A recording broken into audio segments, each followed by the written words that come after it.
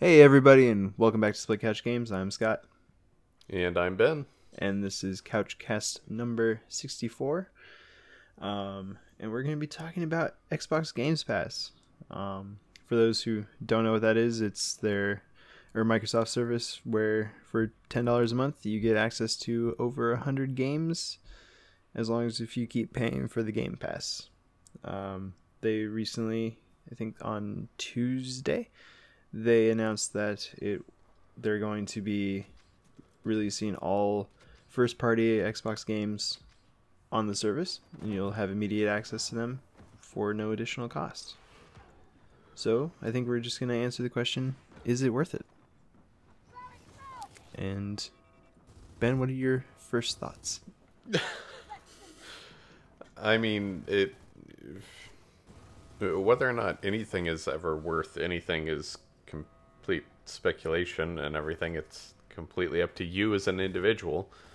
I mean, if you want to break it down to monetary, a monetary only aspect, then all you really need is to play 2 full price games within that year, and you would have broken even. Mm-hmm. So, I mean, if there happen to be 2 exclusives that come out in the same calendar year and you pay for Xbox Game Pass for that entire year, then yeah, I guess it would have been worth it. But I mean, the real question that you need to ask is, are the games that are available on Xbox Games Pass, or are the games that will become available, anything that you're interested in? Yeah. On that note, like I looked through the list of games that are currently available. There's 163 of them.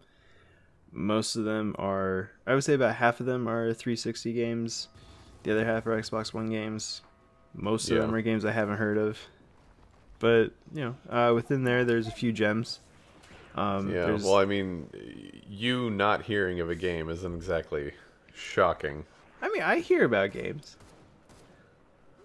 I don't, actively seek out games, but I listen to people who talk about games, and I'm like, yeah, I've heard of that game.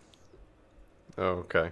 But anyway, I would say the highlights of the 163 games are: there's the entire Gears of War franchise, Halo 5, the BioShock series, so 1, 2, and Infinite, Metro Last Light, and Saints Row 4 are probably the biggest games that are on there that if you hadn't checked out before, would be a good opportunity for you to check out. And there's a bunch of indie games like Limbo in there as well.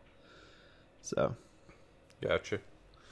there's definitely a variety of games, and if you're sitting there and you're like, I have $10 to spare and I've run out of games to play, and you don't have Steam, then this is probably a pretty good purchase for you. Just with what's there now. I guess. I mean, yeah. I'm sure for anybody that may even remotely be interested in this type of thing, they're already probably going to be the type of person that you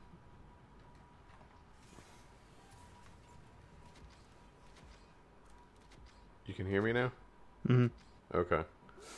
I didn't do anything other than slightly wiggle the cord, so that's cool.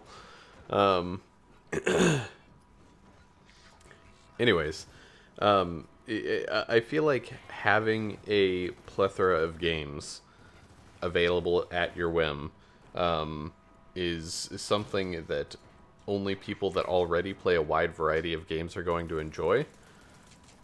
Yeah. So I feel like most people would have already played the vast majority of the games that you're talking about. Sure. Yeah. I mean, that makes sense.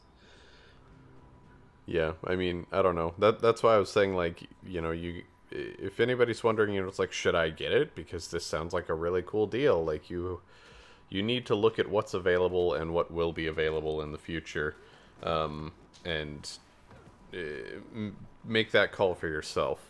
Because realistically, any sort of value within the existing allotment of games, personally, would only come from games that I have not played and I am interested in playing.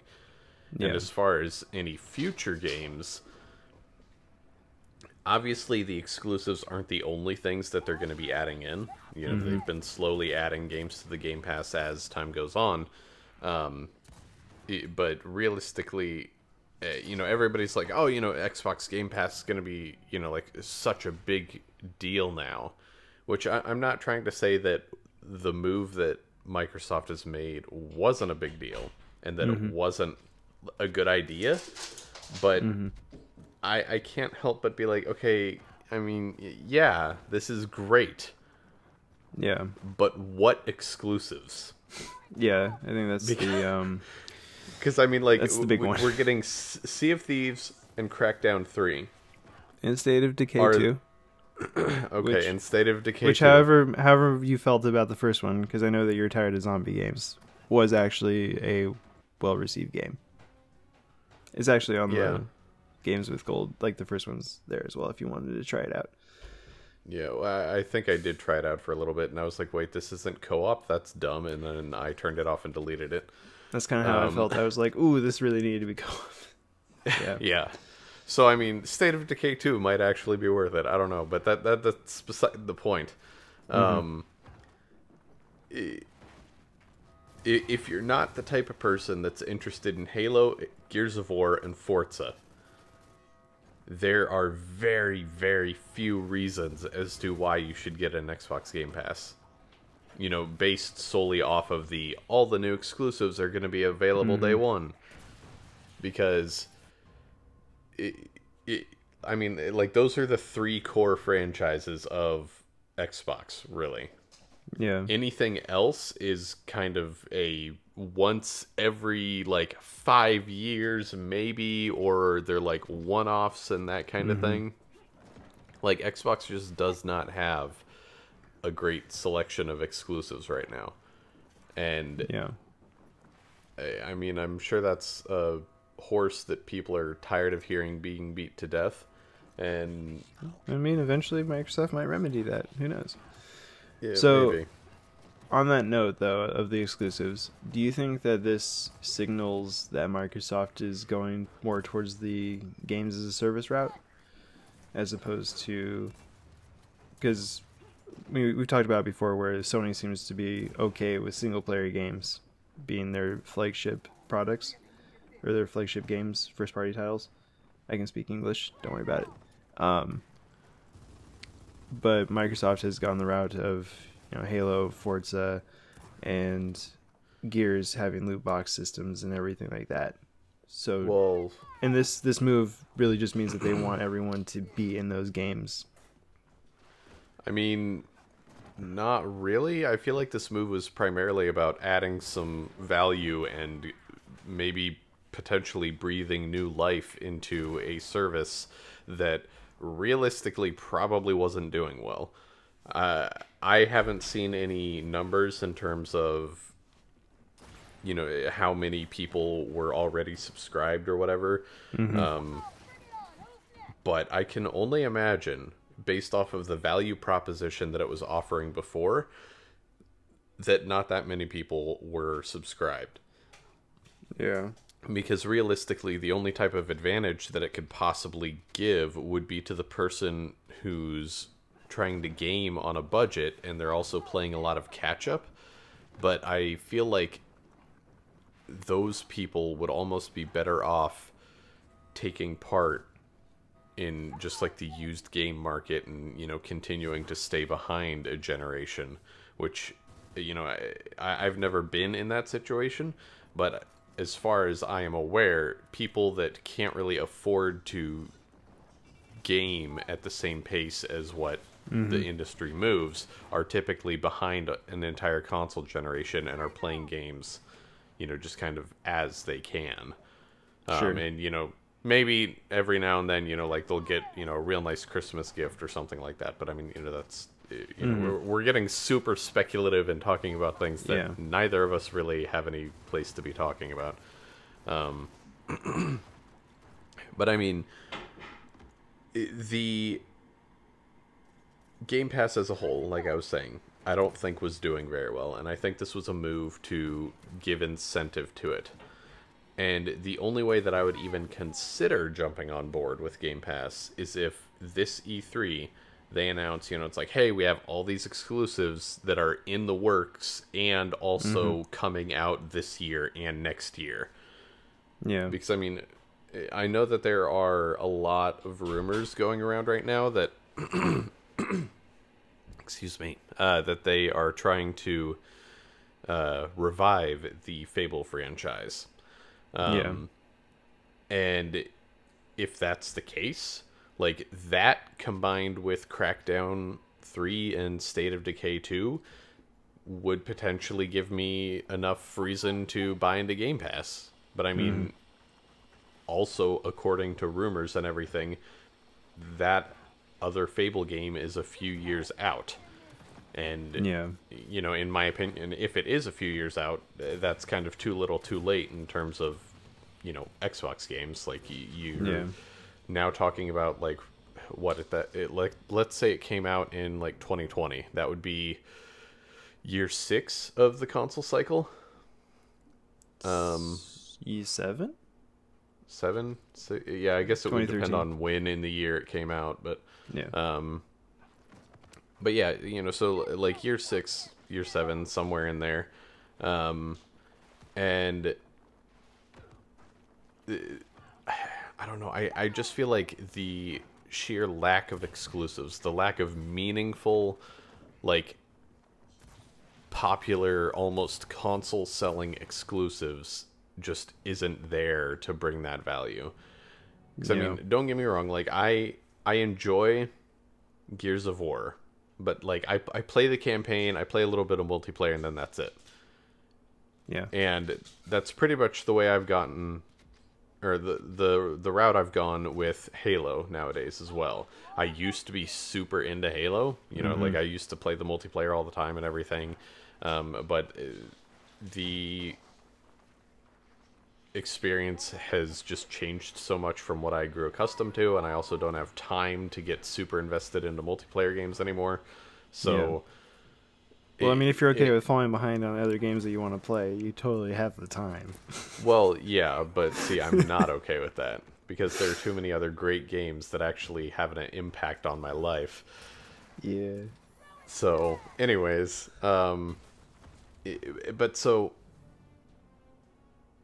I don't know. I as much as I wasn't looking forward to Scalebound or even, like a new Phantom Dust, because back before they were just like, all we did was, upgrade the graphics a bit and turn it to 1080. Here's the old one for free. Like, the rumor was that they were rebooting the franchise. Yeah. I never played the first Phantom Dust. I think I played a demo or something back when the official Xbox magazine would come with demo discs, if you remember that. Dark times, man. Dark times. Yeah. But, I played the demo for Phantom Dust, but I never really got into it. And as much as I wasn't looking forward to that or Scalebound, those titles were very important to the Xbox franchise. I mean, heck, even Fable was ridiculously important to the Xbox franchise. That, and like, them canceling that, like, I can only assume the game was not shaping up to be good the way it was, or whatever they were working on. Well, yeah, I mean, the idea for the game did not seem like a great idea to begin with, if you ask me. I mean, the fact that the Fable franchise went from, like Fable 1, 2, and 3, which were these, like, RPG experiences with semi-open worlds and a vast amount of freedom as to what you can do. And then all of a sudden, now it's like, oh, we're getting, like, a card game and this, like, weird, 4v1 multiplayer experience type of thing, where it's like one guy's like the evil dungeon master and the other 4 are the heroes trying to get through the dungeon. Like, the moment that was announced, I was like, that's a bad idea. It's either going to fail or production is going to be canceled. Yeah. And it basically did both, because, it failed in the beta stages and everything. Like it continually was getting poor feedback notes and everything, and then they just ended up canceling it. So, and I don't understand how Microsoft, was okay with like letting that franchise go in such a weird direction. And the freaking Kinect game, like, how do you greenlight that? I don't like, when I saw that at PAX, I think one year, I was like, I don't understand why anyone would ever look at this and be like, yeah, this is a game that we need to make. This, this is something that we want to have as a replacement for a potential release for the full core experience that everyone actually enjoys. Yeah, I don't think that was... I think that was a decision from someone made a really bad choice, like higher up was like, look, we need to sell Kinects. What franchises do people like? Oh, Fable. Sure. And there, I have no doubt about that. Well, at one point there was talk about Kinect Gears of War game that was in production, but thank God that never came through. Yeah, that would have been tragic. Yeah. Like, there was like a lot of jokes people were like making. Like, I remember one particular video, there was a guy with a webcam and he like was acting out the actions in the game. Like, he was rolling around on the ground and like going like this to like, or going up and down to like duck over cover and stuff. Oh man. But yeah. Yeah. I think we can all agree that the Kinect was in general a failure. Which is kind of a shame, because it realistically shouldn't have been. But instead of Microsoft as, the owner of that product, instead of taking it seriously and putting the, money and everything into it that they should have, they turned it into a gimmick and filled it with shovelware. Yep. And I mean, because realistically, like, I'm not trying to say that, it's a replacement or even it has the potential to be a replacement for, like full-on VR or anything like that. Yeah. But I mean, there were a lot of games that would be like, Kinect enabled, but all they really did was like use the microphone that was built into the Kinect so that you could, talk to the game or whatever. And that's not a bad idea.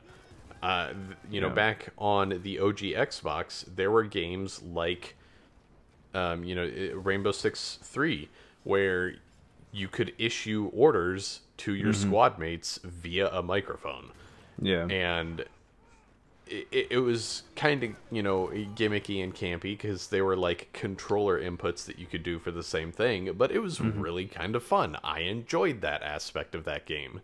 Yeah, and it was the Alien Isolation game, where if you had the Kinect plugged in and there was noise made in your game space. Yeah, so I mean, like, stuff like that is actually a really cool implementation. And I mean, I know from tech demos and that kind of thing that the Kinect can actually, do, I don't want to say like accurate detection, but more of like an estimation of, like body temperature, heart rate, and that kind of thing, just by detecting like the color differences in your skin and everything. So like, it would have been really fucking cool if like they came out with like a Predator game or something, and then like, depending on how panicked you were, would make it easier for like the Predator to see you, because they were basing it off the thermal imaging or something that's, built into the Kinect. Yeah. And I mean, for all I know, maybe that isn't actually possible. And, the tech demos from back when they first announced the Xbox One, aren't actually accurate. Yeah. But, I don't know. We're way off topic. I mean, what were we even talking about? We're way off topic, but I do have one last thing to say. Can you imagine how awesome it would be if the Xbox One X, which is powerful enough to run like at least on the same level as PlayStation VR, can you imagine being like maybe having like a like one-handed controller that like you just to like fire or something, but then everything else was controlled with the Kinect? So you didn't have like the wonky controllers in your hands to... That'd be kind of cool. if it was done well. See, but that's where the Kinect fails. Like, full body control of anything just simply isn't possible with the Kinect. Not without, like, making the Kinect literally 2 to 4 times more powerful than what it already is. Sure. Because, I mean, like, I'm not, like, I didn't necessarily mean, like, right now, but, like, if they, like, I don't know. I'm just saying, like, it would have been cool if they could have. That's all I want to say. I'm not saying that, like, oh, they should do that right now, or, like, that's actually possible or anything. Yeah. But because Kinect has failed so hard, it's not ever going to happen. Yeah. Well, I mean, the Kinect, even the Kinect on the Xbox One, which is, you know, leaps and bounds beyond the 360 Kinect in terms of, you know, like, capabilities and everything. It really isn't that powerful for what they were trying to use it for. Yeah. Because, I mean, realistically, like, you just have to think about it from, like, a logical standpoint. It is a, you know, a single camera point. So you immediately can't really tell depth or rotation, all that. I don't think so. And even if there are, like, they're not far enough apart, and they don't get a good enough, like, angle differentiation to actually determine, you know, it's like, oh, well, I rotated my hand completely backwards. Like, it has trouble detecting any sort of overlap. So, you know, I mean, you kind of just have to think about it of, like, you know, if I were standing in the foreground of a picture, you have no idea what's behind me. Yeah. So, like, if you're trying to do a Kinect game with, like, 2 people or something, there's so many limitations in regards to that. Well, I mean, the answer obviously is that you have to have 3 sensors. So, yeah, which, well, I mean, and that's why, you know, like, the Vive and everything use all those different sensor poles, is because they need those different angles in order to accurately detect and calculate everything. Yeah. Anyway, we are really off topic. We're talking about Game Pass, talking about Xbox exclusives, and I think we, like, you know, I think, we all, like, know that Microsoft has to step up their game there.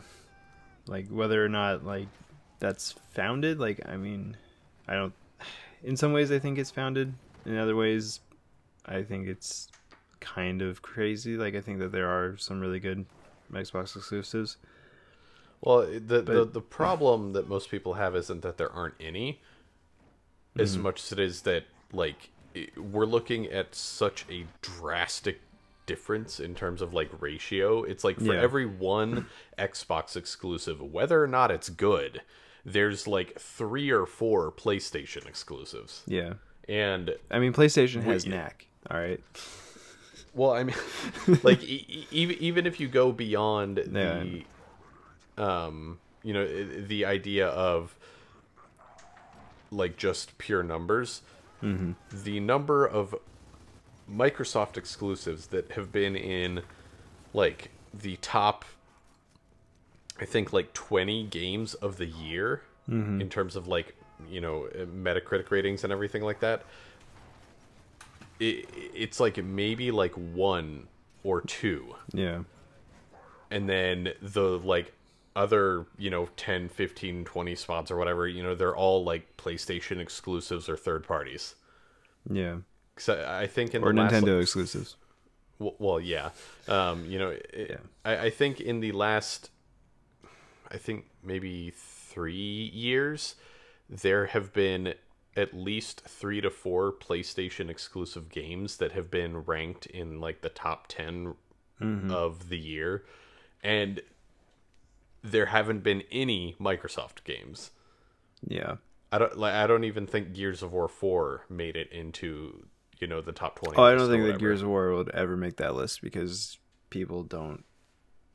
They're not fond of it like you are. Yeah, it's a niche game, whether or not you'd like to admit it. No, I mean, I am aware that it's a niche game. Like, it takes so long to get to the point where it becomes fun. Yeah. Like I don't blame people for not playing it more. I just like the campaigns are fun, they're silly. So like they're not winning any writing awards or anything like that. Like no one's like, "Ooh, check out the story." Oh, Yeah. look, Gears 4 had a pretty good story. It's pretty good. It wasn't great. Like it was pretty good. But yeah, and then like the multiplayer, if you don't put, hundreds of hours into it, you're not seeing the full game at all. I mean, says you.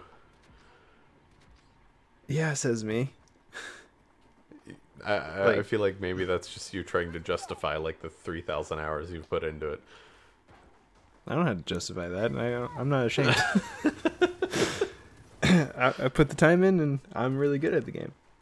Anyway, yeah. So we talked about the games and the exclusives. There are a couple I found out when I was researching this topic, which I forgot to mention at the top of this. Last week we mentioned that we were looking at ways to kind of be better with our podcasts and stuff, and like our content in general. And one of the things that we're going to do is we're going to try to like actually research what we talk about before we talk about it, so we don't have to spend time like looking things up and being like, well, I think it's like this.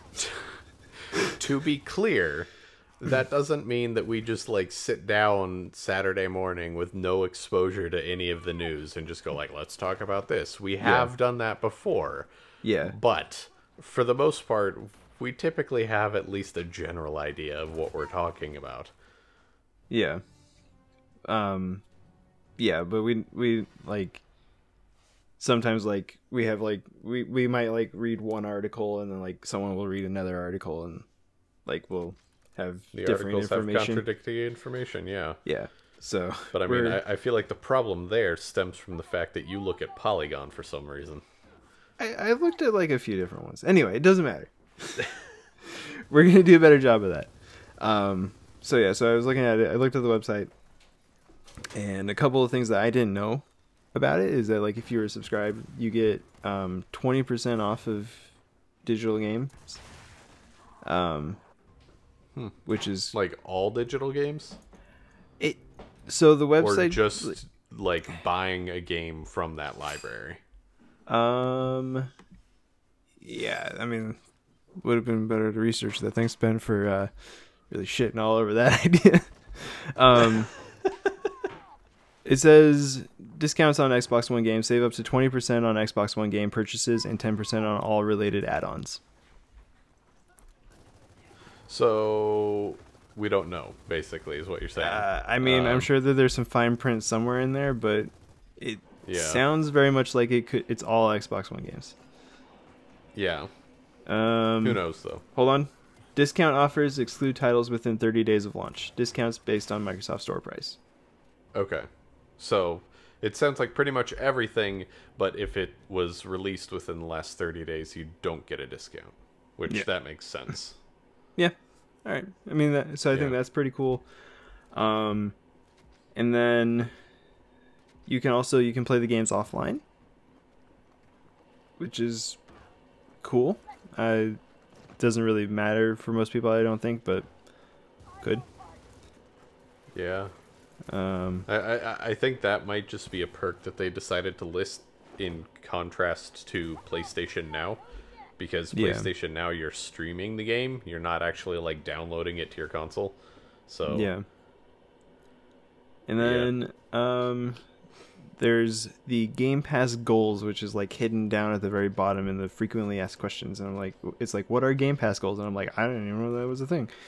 Basically, so it sounds like once a month they release like certain goals, and if you reach those goals, you get a prize, and the prize can be like Xbox Live time, movies, like just basically like little gift cards or whatever. I don't know how much. Interesting. I don't know what the goals are. Like I can't really I did like a little search, but I couldn't really find anything. So if anyone knows what the goals are and like what the prizes could be, let us know down in the comments. Yeah. Like I honestly like at this point, like I wouldn't be surprised if at some point Xbox Game Pass is just like lumped in with Xbox Live, where like you pay maybe $20, or like you just combine the costs and then you get Xbox Live and Xbox Game Pass. I don't know. Yeah, I can see them offering that as an option. I don't see it being like the only thing. Yeah. Because, I mean, obviously, no matter how you cut it, that's not going to appeal to everyone. What Yeah. I want to see someday is like, you know, Xbox Game Pass combining with like EA Access or something, so that we don't have like 40 different fucking programs that we need to subscribe to in order to get all our games. But then, but Ben, Ubisoft too, with their Uplay, and yeah, See, what we really need is we need some company like Gamefly to basically work something out to where they could just be like, okay, we have all these games, and you pay like $15 a month or whatever, and you can just like download them and play them as you want. yeah. Okay, and then there was one last thing before we end that I want to talk about. This is, how do you think this is going to affect retailers? So there's a retailer in Germany who basically said that nope, we're going to stop carrying Xbox stuff. I thought it was in Australia, but okay. I'm fairly certain the retailer was actually in Australia. Hold on, go but- talk about it. Anyways, so as he was saying, there was a retailer in a currently unknown country, pretty sure it was Australia, that decided that because of this Xbox Game Pass move, that they were no longer going to sell consoles, or Microsoft branded consoles. So specifically the Xbox brand. And that was just simply because the retailers and everything obviously make a profit off of, you know, Xbox games, period. But that is not what I wanted you to... You weren't supposed to do anything, Okay. Connect. Okay. Why would you why? Anyways. So this just in, No. we are both wrong, but both very close to being right. It's an Austrian game store. Oh. Huh. All right. Austrian game store, Gameware. Okay. I just, because I remembered hearing about that yesterday when I was listening to The Know, and I thought they said Australia. Maybe they did. Maybe they were wrong. did, but I also heard them talking about like Germany. So like I watched the same video. So Yeah, whatever. It doesn't matter. yeah. So anyways, there's a retailer that said they're not going to sell Xboxes anymore, and that they encourage other retailers to do the same. And realistically, I don't ever see that happening on a large scale. Smaller retailers will possibly do it, but something that I think those retailers are failing to realize is that they probably make a bigger cut off the consoles than what they do off the games, because the consoles are already being sold at a loss more often than not. Yeah. So they can't be making that much money off of them. Yeah. And when it comes to the games, like, this really... I just, you know, I want to reiterate what exclusives. Yeah. Like, realistically, because... well, I don't know. I mean, they're obviously well within their rights to do this, but I think it's a stupid move. And I don't... I mean, I obviously play on Xbox way more than I do any other consoles, so if you want to view me as like an Xbox fanboy or something stupid, then go ahead. But I feel like maybe that's a bad move to make, because all you're doing is hurting your own business. yeah. Because this has... I don't know. I just think it's really dumb, because I can't help but think, like, how much money were you really going to make off of those sales? Because if you're already a small retailer... I don't know. I mean, it's just a very weird thing to do. And I mean, if this were covering a larger swath of games, like if it was literally like every game that comes out on Xbox is now part of Xbox Game Pass, then yeah, definitely, like you guys should be freaking out. But this is only a select few titles, and it may be like the big sellers, quote unquote. But I don't see it being anything that they need to freak out about. And realistically, the industry is trending towards a digital-only interface anyways, so you're only hurting yourself more. Yeah, so like I think my point, or like my first thought was, I mean, if people are buying digital, like the people who are playing or using the Game Pass are the people that are already buying digital anyway. Yeah, so you're not getting their like. I mean, I'm sure like a anyways. few people will be like, "Oh, value. I'll change my ways," but for the most part, I think digital, like, there's a very distinct like group of people that buy digital and very distinct people that buy physical. Yeah, And then there's people in the middle that will buy physical used games like you. But as far as new games go, I think that's the split. And yeah, I don't think like this move is going to affect retailers that much. And on that note, like, you know, Phil Spencer came out and said that we have partnerships with our our physical retailers where you'll be able to buy your Game Pass there if that's what you want to do. And so, I mean, I think like I think it's gonna be fun. I just was curious if you had any other thoughts on that, and apparently you think it's really fucking dumb to ban Xbox, and I think that's fair. I mean, I'm just trying to like look at it from a business perspective, you know? And I mean, I just feel like that would be hurting your bottom line more than just dealing with the fact that, hey, potentially fewer people are going to come in and buy games from us. Yep. Because, I mean, it's not even really a guaranteed thing, because the first game to have this applied to hasn't even come out yet. And these guys are already just like, nope, fuck Microsoft. Like, we're out. I feel it's almost like a marketing thing, like Yeah, like rage marketing. Yeah.